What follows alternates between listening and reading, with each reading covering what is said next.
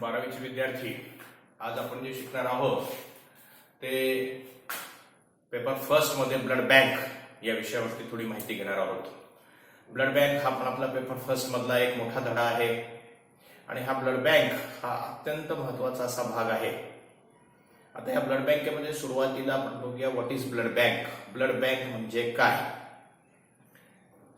आपण अनेक बँक बघतो. बँक म्हणले की आपल्या डोळ्यासमोर पैशाचे व्यवहार असणारी संस्था, पण ब्लड बँक याचा अर्थ आहे रक्ताशी संबंधित संस्था.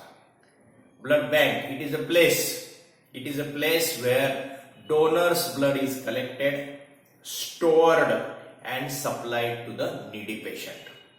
ब्लड बँक ही अशी संस्था आहे ज्या ठिकाणी रक्तदात्याचं रक्त हे जमा केलं जातं, ते साठवून ठेवलं जातं, ज्याला संकलन म्हणतात, आणि संकलित केलेलं जे रक्त आहे ते रक्त काय केलं जातं, गरजू पेशंटला पुरवठा केला जातो. This is called as blood bank. So blood bank, remember, it is a place where donors blood is collected, stored and supplied to the needy patient. This is the first definition of blood bank. Second important thing is types of blood bank. Blood बँकेचे प्रकार कोणते हा परीक्षेत प्रश्न विचारला जातो. Blood bank म्हणजे काय आणि ब्लड बँकेचे प्रकार कोणते. Types of blood bank. So remember the types are 3 types of blood banks are there. One is government blood bank. Government म्हणजे शासकीय रक्तपेढी. Government blood bank is normally attach to a government hospital. Government blood bank कुठं असते तर ती साधारणतः कशाला attach असते, गव्हर्नमेंट हॉस्पिटलला. It is attached to a government hospital, civil hospital.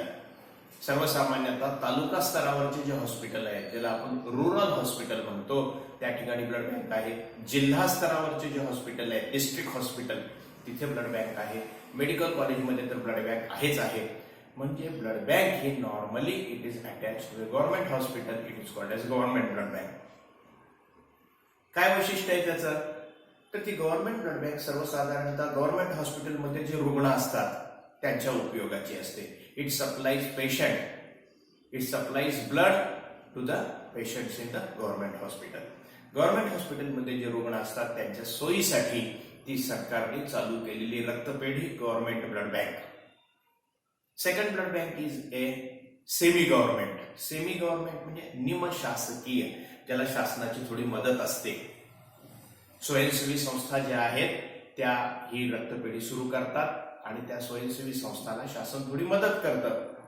काही ठिकाणी जागा दिलेली असते, काही ठिकाणी साहित्य दिलेलं असतं. त्याला निमशासकीय सेमी गव्हर्नमेंट ब्लड बँक. आपल्याकडं भालचंद्र ब्लड बँक आहे आपल्या कॉलेजच्या पाठीमागे. That is a semi government blood bank. Semi government blood bank works for the private as well as government hospitals, for anybody. Semi government blood bank आहे ती सगळ्यासाठी काम करते. खासगी रुग्णालयासाठी, सरकारी रुग्णालयातल्या पेशंटसाठी, सगळ्यासाठी काम करते. सेमी गव्हर्नमेंट ब्लड बँक, एखाद्या संस्थेनं चालवलेली blood bank, semi government. And third is a private blood bank, खासगी रक्तपेढी. खासगी रक्तपेढी जी आहे ती खासगी रक्तपेढी एका व्यक्तीने, एका खासगी संस्थेनं पण नाही, एका खासगी व्यक्तीने, एका खासगी डॉक्टरांनी सुरू केलेली रक्तपेढी, प्रायव्हेट ब्लड बँक. आता त्या प्रायव्हेट ब्लड बँकचं सुद्धा वैशिष्ट्य असं आहे की त्या प्रायव्हेट ब्लड बँकला सुद्धा सगळ्यांसाठी काम करावं लागतं. जो कस्टमर येईल, जो पेशंट येईल त्याच्यासाठी काम करावं लागतं. प्रायव्हेट ब्लड बँकची संख्या खूप कमी आहे. प्रायव्हेट ब्लड बँकची संख्या खूप कमी आहे कारण ब्लड बँक ही संकल्पनाच अशी आहे की ना नफा ना तोटा या तत्वावरती चालावे किंवा कमीत कमी नफा या तत्वावर ब्लड बँक चालावी. म्हणून ब्लड बँक जी आहे ही साधारणतः प्रायव्हेट सेक्टरमध्ये, खाजगीमध्ये फार कमी प्रमाणात चालते. गव्हर्नमेंट ब्लड बँक शासनाच्या government, second is semi government निमशासकीय, आणि private blood bank. These are the 3 types of blood bank.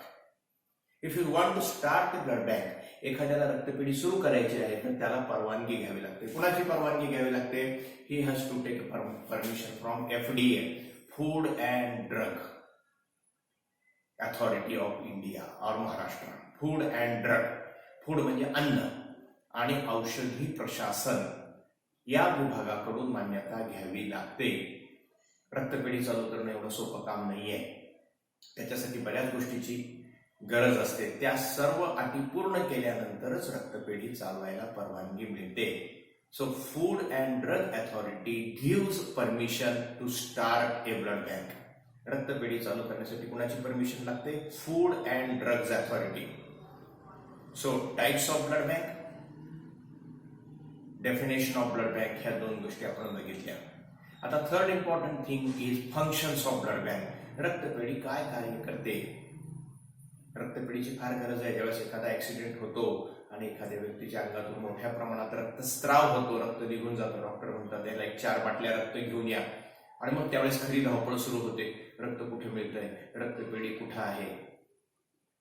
त्यामुळे रक्तपेढी ही एक नित्यानंद अशी गरज झालेली आहे. प्रत्येक गावागावात, तालुका स्तरावर सुद्धा गरज आहे. इव्हन ग्रामीण भागामध्ये जिथे 2-4 हॉस्पिटल आहेत तिथे सुद्धा महिन्यात 2 महिन्यात 2-4 रक्ताच्या पिशव्या लागतात.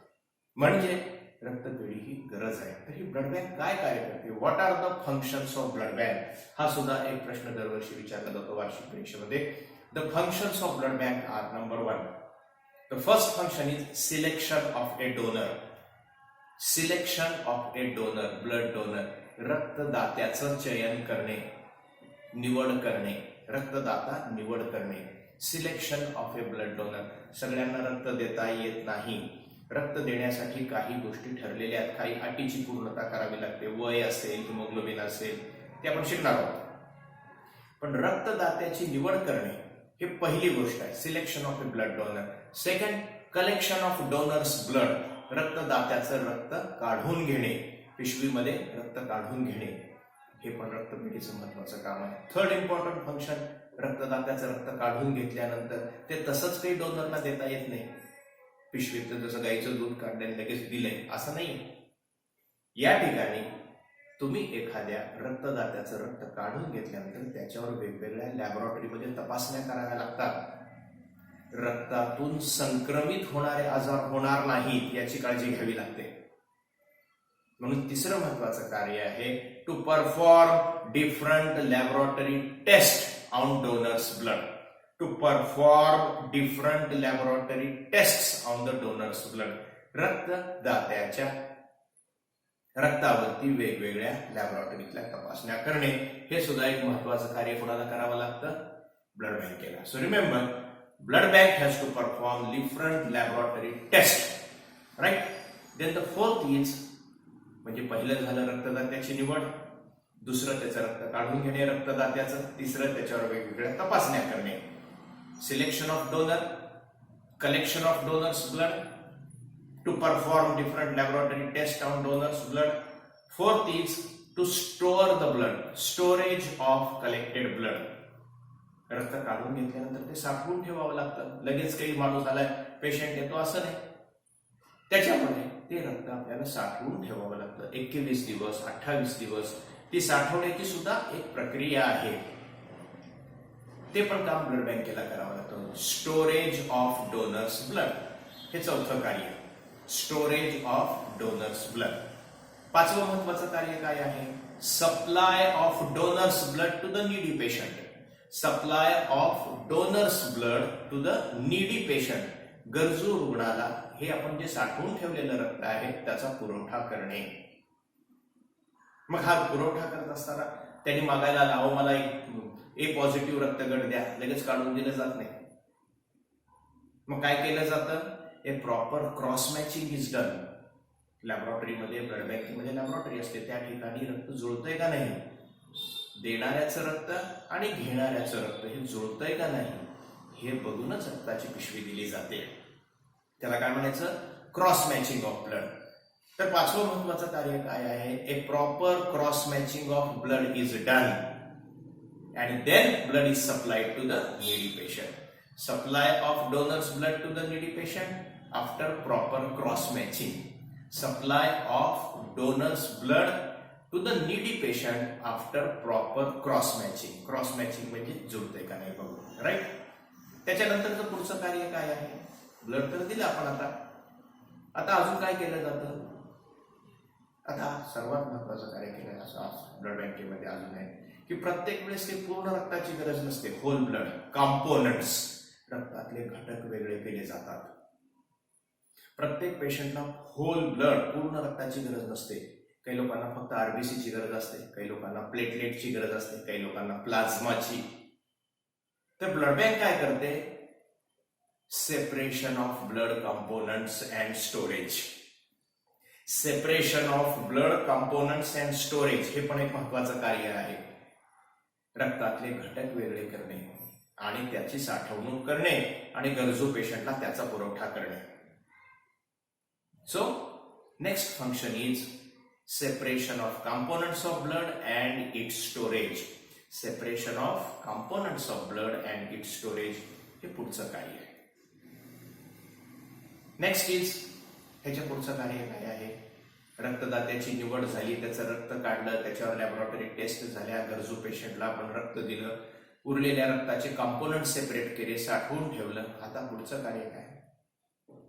याच्या पुढचं महत्वाचं कार्य आहे रक्तदात्याचं, ब्लड बँकेचं. To make awareness about blood donation. Make awareness, लोकात रक्तदानाविषयी जागृती करते. रक्त फॅक्टरीत तयार होत नाही, झाडाला लागत नाही. मग रक्त कुठून येतं? ब्लड बँकेत. रक्तदात्याकडून आपणच रक्त द्यायचं असतं. रक्त हे एका माणसाने दुसऱ्या माणसासाठी द्यायचं असतं. त्याच्यासाठी रक्तदान करण्याविषयी जनजागृती करणे, make awareness about blood donation, it is another function of blood bank. आणि एकदा जनजागृती झाली की आपल्याला लोकांच्याकडून रक्तदान शिबिर नियोजन करून आपल्याला रक्त कलेक्ट करता येतं. आता गणपतीच्या काळात रक्तदान शिबिर, गणपतीचे जे काही कार्यकर्ते असतात त्यांना सांगितलं जातं, गणपती उत्सव आहे, तुम्ही रक्तदान करा, 25 बाटल्या रक्त द्या. रक्तदान शिबिराचं आयोजन करणे. To arrange blood donation camp, it is another function of blood bank. To arrange blood donation camp, लोकात रक्तदानाची जनजागृती करणे, रक्तदान शिबिराचं आयोजन करणे हे सुद्धा ब्लड बँकेचं महत्वाचं कार्य आहे. So these are the important functions of blood bank. So in short, today we have seen what is blood bank, that is definition, types of blood bank, and third thing, functions of blood bank. ह्या 3 गोष्टी आपण प्राथमिक आज बघितलेल्या आहेत.